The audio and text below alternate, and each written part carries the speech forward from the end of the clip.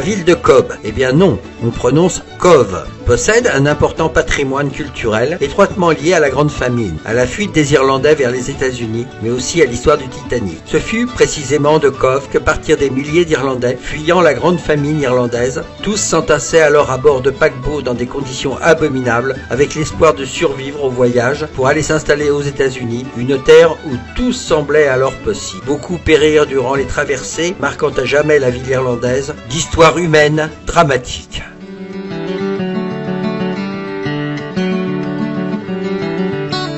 La cathédrale Saint-Colman, en français, est un superbe édifice religieux d'un style néo-gothique tout à fait remarquable. La cathédrale serait l'un des plus ambitieux projets de construction jamais entrepris par l'église irlandaise au XIXe siècle. La construction de la cathédrale débute en 1868. Du fait de la forte période d'émigration, la ville est saturée de toutes parts et ne parvient pas à héberger et nourrir tout le monde.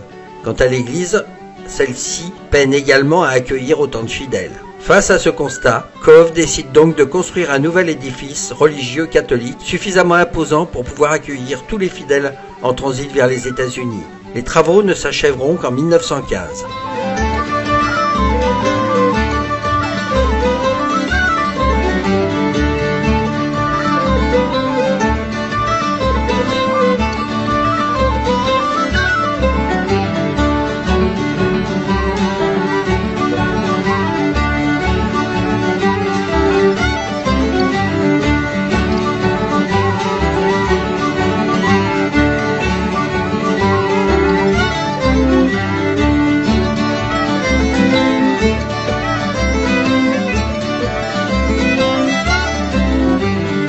Mémorial à Annie Moore et ses deux frères au Heritage Center de Cove, premier immigré enregistré à Ellis Island.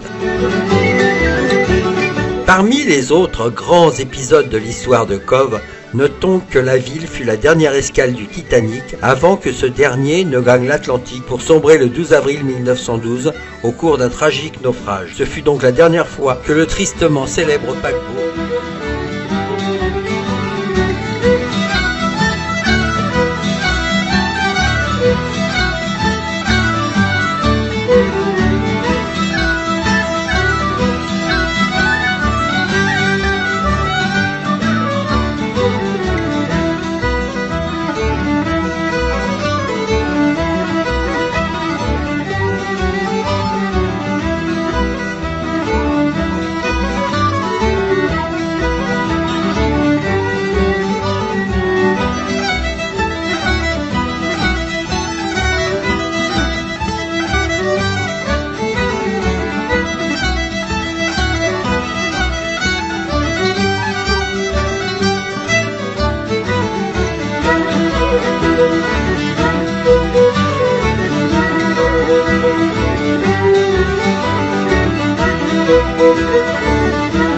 petite balade dans Cove afin de pouvoir faire un demi-tour et ensuite direction Cork.